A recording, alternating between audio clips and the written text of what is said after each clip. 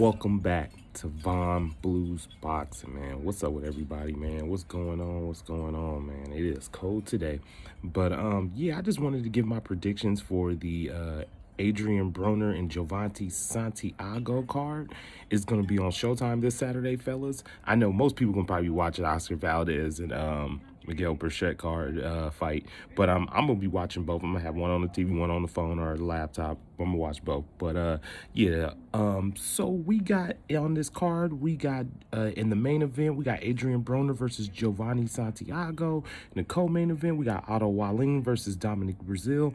And then in the third fight, we got Robert Easter Jr. versus Robert Martin Jr. So, I mean, pretty cool card, man. I mean, not, pretty cool card, not the worst, you know what I'm saying? Just, cool little card. But I just want to give my predictions. I'm not going to be too long, you know me. I'm going to start off with Robert Easter Jr. versus Robert Martin Jr. This fight is going to be contested, I believe, at 135 pounds. I mean, we know about Robert Easter Jr., pretty good fighter, man. Pretty good fighter at 135 pounds. Robert Easter's got split decision wins over Javier Fortuna and Richard Comey. I mean, they were controversial, but he ended up getting his hand knotted at the end of the day. And then we got Ryan Martin Jr. Ryan Martin Jr. is best known, and he fought in the Super 6 series against Josh Taylor. He lost. He was stopped in that fight. But Ryan Martin Jr. is not a bad opponent, not a bad fighter, not a bad fight for Robert Easter Jr. coming back, after, not too pretty longer. I mean, not a super long layoff, but a long layoff against he beat Adrian Granados. Robert Easter was impressive in that fight. So yeah, so this is gonna be an interesting fight. This is an interesting one for me because Robert Easter and Ryan Martin both are kind of patient guys. They're pretty patient. They like to take their time and pick their shots and stuff like that. So that's gonna be a pretty interesting fight for me. I think this fight comes down to who's gonna be the most aggressive. Whoever is the most aggressive in this fight can pull this off. But I think Robert Easter Jr., with his experience and fighting at the highest levels and things of this nature, I think Robert Easter Jr. gonna pull this off. I think he's gonna win a decision. I think he probably get the unanimous decision. He probably just work out. I believe he's gonna outwork Robert Easter, Ryan Martin.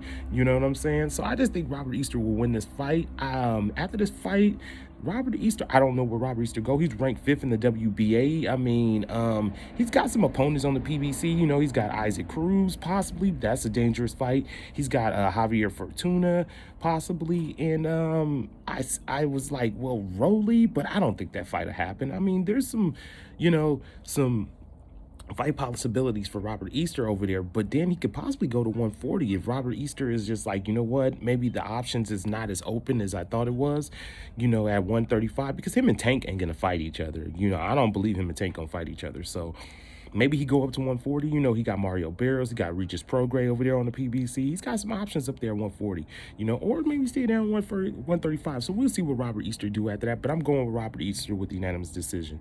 Then we got in the co-main event, we got Otto Wallin and the return of Dominic Brazil.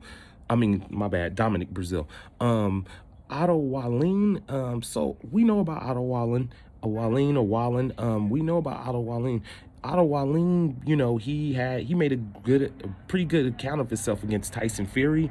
Tyson Fury ended up getting a unanimous decision, but it was a pretty good competitive, it had some close rounds fight. And there was a little bit of controversy with the cut, with Tyson Fury's cut. It was pretty bad, and some people thought that maybe the ref should have stopped it, but I mean, Tyson Fury got the win. He moved on. He ended up beating Deontay Wilder and becoming the WBC champion. And then we got the return of Dominic Brazil. We know about Dominic Brazil. He's challenged for 2 world titles. He challenged Anthony Joshua some years ago. He came up short in that law. He was stopped in that fight, and then he challenged Deontay Wilder in 2019. He was stopped in that fight. So we know about Dominic Brazil. He's been around the block for a while. So this fight is interesting. It's a very, very interesting fight because Dominic Brazil and Otto Wallin kind of do the similar things, same things. I mean, not completely similar, but some of the similar stuff. They like to come forward, they like to put pressure on you, and they like to let their hands go. So I'm thinking this fight is going to come down to who can control the pace of this fight. That's what I think the Otto Wallin and Dominic Brazil fight comes down to. Who can control the pace of this fight?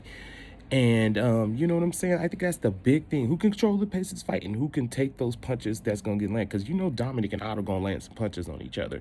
So, but I'm gonna go with Otto Wallin. I think Otto Wallin will win a close decision. I think it's gonna be a really close fight because guys they fight kind of similar. But I'm gonna go with Otto Wallin getting the decision. You know, this is an opportunity for Otto Wallin to really prove that hey, he deserves a top 10 guy in the heavyweight division. So, but I'm think I'm gonna go with Otto Wallin in this one. And then in the main event, we got the return of Adrien Broner, and he will be taking on Jovanie Santiago at 140 pounds. My bad. At the junior lightweight division. Um, I went to go do some research on Jovanie Santiago because Mauricio Lara taught me a valuable lesson last week that if you don't do these research on these guys, sometimes you might miss some stuff, or you might, you might not, you might miss some things. You might not, you might not think that this fighter that he's fighting is like, oh, this guy just gonna run through him, or you don't think much of this dude, and then you'd miss out like watching film or watching this dude and seeing this dude do some things good, and he might possibly put himself in position to pull off an upset. But I checked out Jovanie Santiago. He started boxing in 2008 professionally. He had a 6-year layoff. I don't know why. I don't know the reason, but he beat Ivan Cano, and Ivan Cano lost to Jorge Linares some years ago. He was stopped, and he also had some pretty good fights with Francisco Prieto some years ago. And his biggest win was in another big a notable win for him was Chop Chop DeMarcus Chop Chop Corley. But that was, Chop Chop was past it. You know what I'm saying? It had been some years, you know what I'm saying? Chop Chop was past it. I watched Jovanie Santiago. I mean, he's not a bad fighter. I mean, he has some boxing skills. The man has some knowledge of the sport and some boxing skills. So he's not like just handicap, like he just like has zero chance in the world to win this fight, but the thing is, in this fight, I just think Adrien Broner, just the experience and Adrien beating, fighting high level guys, beating some high level guys in his career and stuff like that. I just think Adrien is just too skilled for him and just too experienced for Jovanie in this fight. Jovanie does have some power. He's 14-0 with 10 knockouts. He can punch. If you sit in front of him, you're gonna give him an opportunity. But I just think Adrien Broner is just, he just, he's some classes above Jovanie. And I think Adrien Broner will get a stoppage in this fight. I think a knife round stoppage. I think Adrien is going to box. He's going to use his feet and use his superior skills and, control the fight in the distance. And I think he'll break down Jovanie in this fight. And I also seen that, sometimes with Jovanie, he will, he'll come forward and he will try to, give some to take some. And I mean, I just think with Adrien Broner being the smart and intelligent boxer that he is, I think Adrien will be able to take advantages of those openings and, so I'm going with Adrien Broner with a knife round TKO. I just think AB gonna get the job done, and then after this, we'll see what AB do at 140 pounds. I mean, he has Regis Prograis over there at the PBC. He also has Mario Barros. Regis has been calling him out forever. They've been having their back and forth, so that's a possibility.